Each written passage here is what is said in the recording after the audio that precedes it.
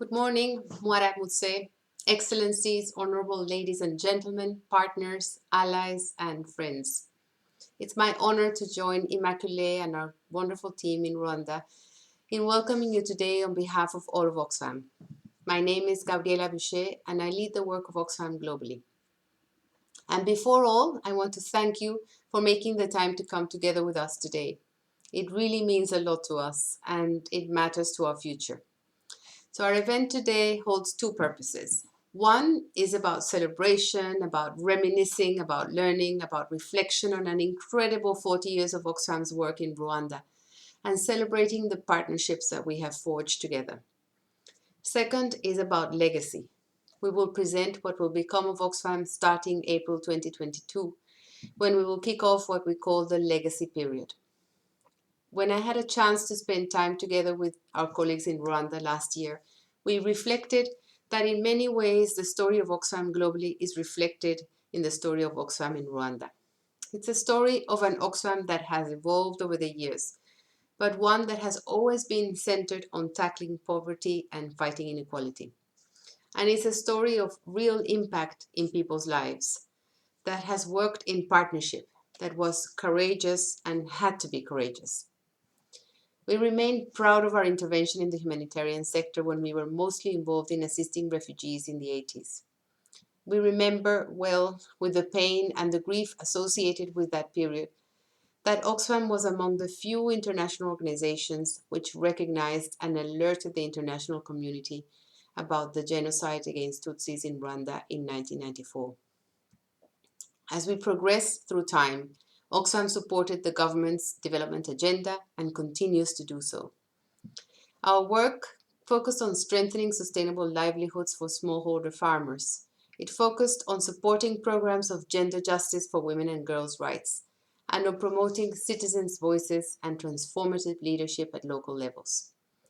And we continue to remain among the first respondents in humanitarian crisis. I mentioned that we evolved over the years. We see that in the way we learn to support local organizations as well as private enterprises to take forward our shared mission. Crucially, Oxfam recognized our role as an influencing actor. That means we oriented more of our efforts to work with governments, entities, and other stakeholders to promote policies and practices which reduce poverty and inequality. And we did more to ensure that citizens' voices and rights were central to all interventions.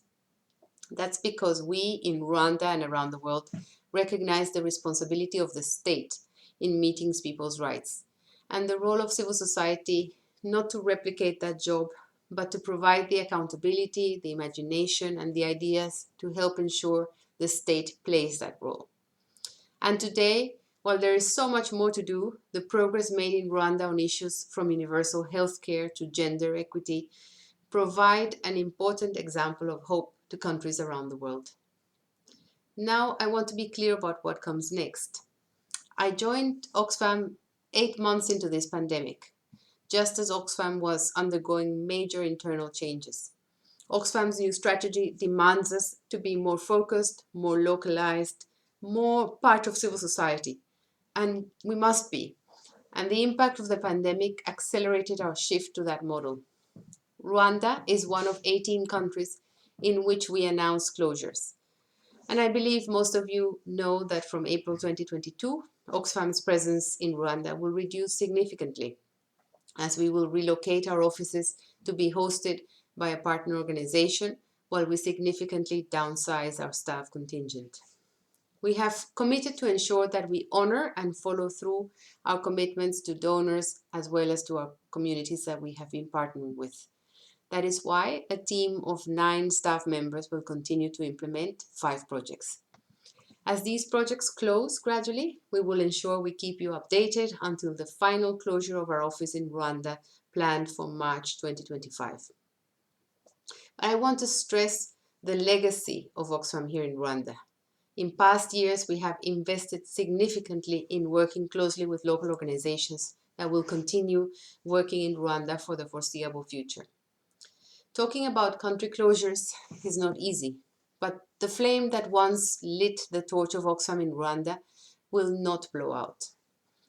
No, because we know it has helped light the work of incredible partners across the country who take this mission forward. A mission bigger than Oxfam and one in which we all belong to beyond 2025. The responsibility of long-term transformation in Rwanda, of course, rests with Rwandan civil society. And Oxfam remains in this movement beside you, not just in Rwanda. We will continue to work on global issues that also impact Rwanda, from our research and advocacy on inequality, including our commitment to reducing inequality index that highlights what each country is doing on inequality and what it could be doing to achieve more. We also will work on issues such as tackling the huge injustice of global vaccine inequality. Rwanda has set a very strong example here. And I want to end by thanking and honoring with a huge sense of humility and pride all of you, our staff, our partners, our stakeholders, our friends. You remain Oxfam's greatest pride and prize. Thank you for your collaboration, your support, and your contributions, which benefited and continue to change the lives of many Rwandan women and men. Our legacy in Rwanda will live through you, and we count ourselves privileged to have worked with you to accomplish all we have. I ask that we continue to rely on your support and collaboration during the legacy period. Thank you once again. Murakoze.